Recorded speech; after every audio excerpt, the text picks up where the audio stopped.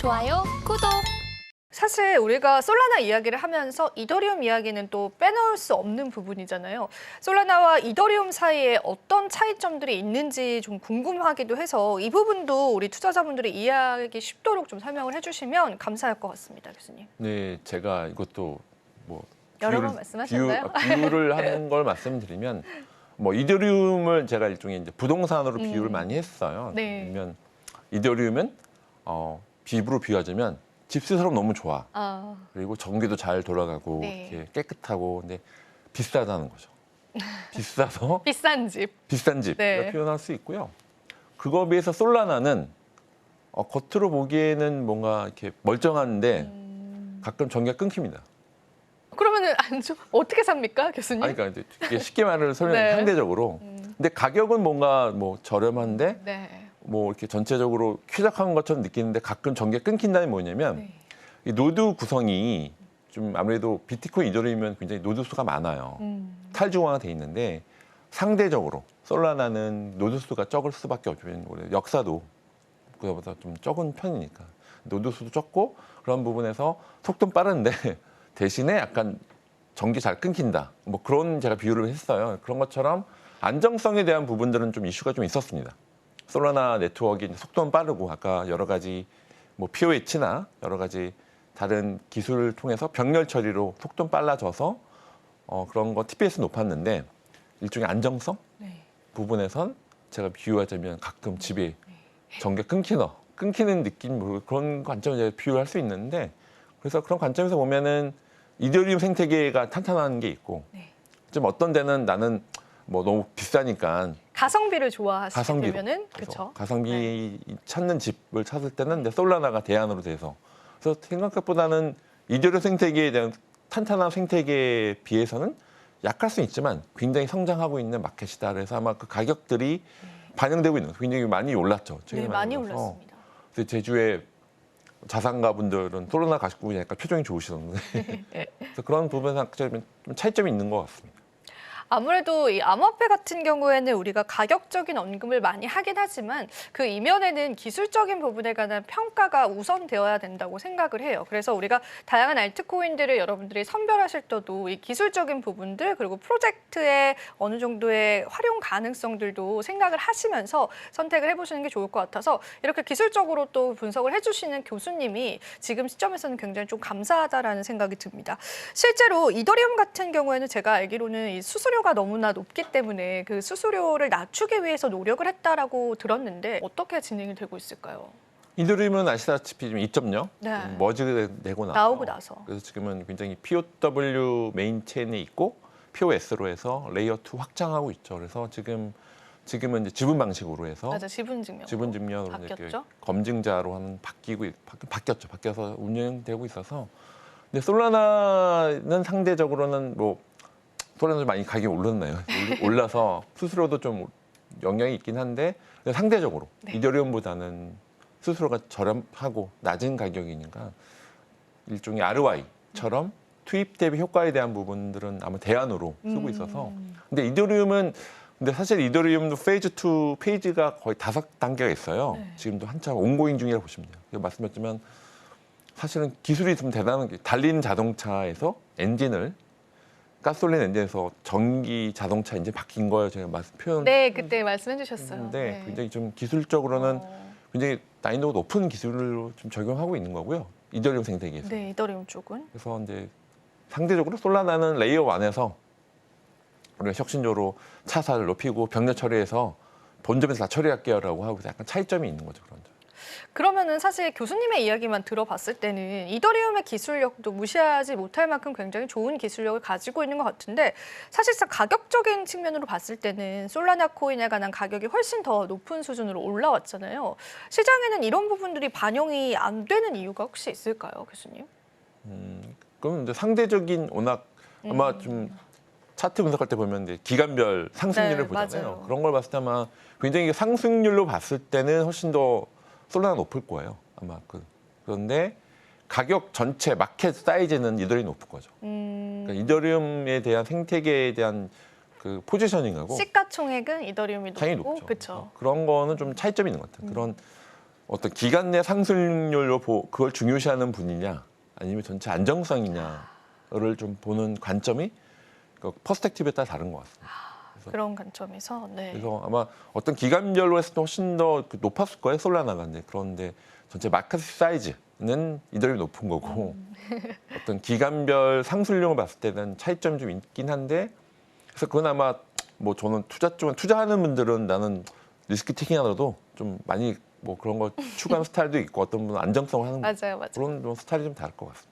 네, 좋습니다. 사실 가격 반영에 관해서는 우리가 또 다른 관점에서 바라봐야 될 것 같은데요. 그래도 시가총액상으로 봤을 땐 이더리움의 가치가 지금 시장에서는 훨씬 많이 부여받고 있습니다. 물론 가격의 급등, 기간별의 수익률로 봤을 때는 솔라나가 높긴 하지만 그래도 시가총액 순위로 봤을 때는 그 가치를 그래도 적당하게는 부여받고 있지 않을까 그런 생각들 해볼 수 있을 것 같아요. 자, 그러면 이제 저희가 추가적으로 솔라나에 관한 이야기 나눠볼 텐데 NFT와 디파이에서의 솔라나의 활용 도 굉장히 궁금합니다. 물론 NFT 시장이 이전만 하지는 못하긴 하지만 솔라나는 이 분야에서는 어떤 역할들을 좀 잘 해내고 있을까요? 이더리움은 원래 이제 대부분 NFT 디파이를 했었는데 말씀드렸듯이 이제 가격도 좋고 성능이 좋다 보니까 가성비가 좋으니까. 가성비가 좋아서 많은 프로젝트들이 NFT 할 때 솔라나가 대안을 많이 썼었어요. 그래서 제가 이제 가끔 뭐 과기부 평가 가도 원래 NFT 할 때 뭐 많은 대부분이 이더리움이었다가 솔라나를 멀티체인이나 크로스체인으로 하는 경우도 많이 있었고요. 그래서 지금은 멀티체인, 상호 운용성 부분에서 NFT도 이더리움도 있지만 이더리움 혹시 무슨 일이 생기면 대안으로 솔라나 쓰는 경우가 더 많아져서 그리고 NFT 디파이 마찬가지로 그리고 솔라나 안에도 레이어 1 프로젝트이기 때문에 그 안에 NFT 디파이도 같이 워킹하고 있는 그룹들이 굉장히 많은 편입니다. 좋습니다. NFT에 관한 활용도가 굉장히 높아졌다는 건 저도 이제 기사를 통해서 심심찮게 보고 있는데 그러면 이야기가 나온 김에 이 부분도 여쭤봐도 좋을까요? 우리 NFT 시장에 관해서는 사실상 예전만큼의 활동성을 나타내고 있지는 않잖아요.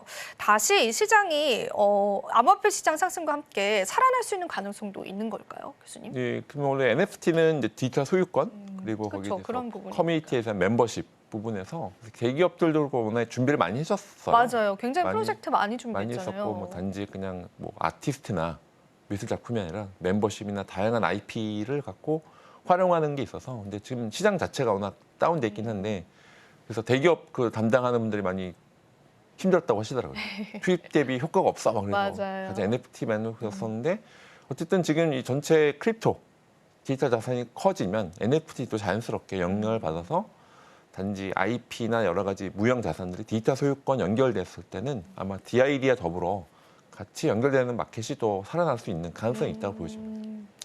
NFT 시장에 관해서도 우리가 조금 그래도 긍정적으로 지금 바라볼 수 있겠네요. 교수님. 그래서 NFT 약자는 아시잖아요. 압니다. 넌 퍼니저 토큰인데 네. 어떤 사람들은 너한테 팔고 튄다 표현을 하는 경우가 있었는데 그래서 약간 이제 그거는 이제 주위의 사람들이 약간 너무하는데요. 우스갯소리고 이제 재밌는 거는 네. NFT가 이제 기존 크립토 마켓 말고 확장되는 역할을 했는데 이제 크립토 안 좋아했던 분들 그렇게 표현하는 거예요. 근데 저는 이제 약간 농담 삼아 얘기가 좀 그게 아니다. 이제 크립토하고 디지털 자산 말고도 이제 기존 리거시하고도 연결되는 NFT 역할을 분명히 할 수 있는 걸로 보여지고 있고요. 그런 것들이 많이 인지하고 있다고 생각을 많이 하고 계십니다. 기업체 분들도. 네, 알겠습니다. 자, 그러면 이제 저희가 솔라나에 관한 추가적인 질문을 좀 드려보겠습니다. CBDC 프로젝트의 솔라나 활용 가능성에 관해서는 구체적인 정보가 제공이 되진 않았는데 CBDC 개발에 유용하게 사용할 수 있다라는 이야기가 또 있더라고요. 그런데 이제 전국적으로 CBDC, 특히나 국내 같은 경우는 CBDC 개발에 관해서는 조금 멈춰있는 느낌이 들기도 하거든요. 그래서 전반적으로 이쪽 내용도 좀 다뤄주실 수 있을까요? 네, 뭐 CBDC는 저도 뭐 초기사부터 그러니까요. 컨설팅도 했었고 이제 네. 관련돼 있는데 지금은 이제 아마 여러분들이 내년 초 25년 상반기에는 아마 CBDC를 아마 테스팅할 수 있으실 거예요. 국민들에서 지금 멈춰 있는 건 아니고 이제 테스팅하는 거를 그 정도 단계로. 하이프레처 베스라고 해서 우리나라는 퍼미션드 블록체인으로 좀 하고 있어서 사실은 테스팅 한 김에 좀 다양하게 하면 좋을 것 같긴 한데 어쨌든 뭐 CBDC 특성상 그거는 저도 이해가 되는데 하이프레처 베스로 지금은 진행을 하고 있고요. 그래서 이제 솔라나로 하는 경우는 많이 없어요. 대부분 뭐 하이퍼레처 배수나 퍼미션 블록체인으로 하고 있고 이더리움의 뭐 프라이빗 버전으로 많이 하는 경우가 많고요. 사실 CBDC 같은 경우에는 근데 CBDC는 워낙 또 이제 중요한 이제 법정 화폐로 되는 거라서 그거는 주로 하이프자 베스나 퍼미션 블록체인으로 처리되는 경우가 많이 있긴 합니다. 근데 나중에 혁신적으로 워낙 속도가 빠르니까 잘 하니까. 할 수 있는 뭐 가능성이 아예 없다고 보지는 않는데 글로벌리 봤을 때 솔라나로 하는 CBDC는 거의 제가 못 본 것 같긴 합니다. 일단은 지금까지의 그런 동향으로 봤을 때는 CBDC에 쓰일 만한 가능성은 조금 거의 없다라고 봐야겠네요. 뭐 나중에 다른 뭐 혁신적인 나라에서 혁신적인 나라에서 그걸 네. 찾았으면 아마 우리나라도 그렇고 지금은 가능성이 있죠. 왜냐면 네. 속도가 빠르고 전체적인 시장 어느 정도 가능성이 있는데 현재 보면 대부분 퍼미션 블록체인 쪽이나 하이프레처 배수나 아니면 이더리움의 엔터프라이즈 버전으로 하는 경우가 많긴 하죠. 지금 현재 또 상황상 사용은 되지 않을 수 있지만 그래도 추가적으로 혁신적인 나라에서는 또 솔라나 이용해서 CBDC 활용할 수 있다라고 하는 부분들도 여러분들 챙겨보시면 좋을 것 같아요. 자, 그럼 저희가 이제 솔라나에 관해서 이제 거의 마지막 질문이 될 것 같은데요.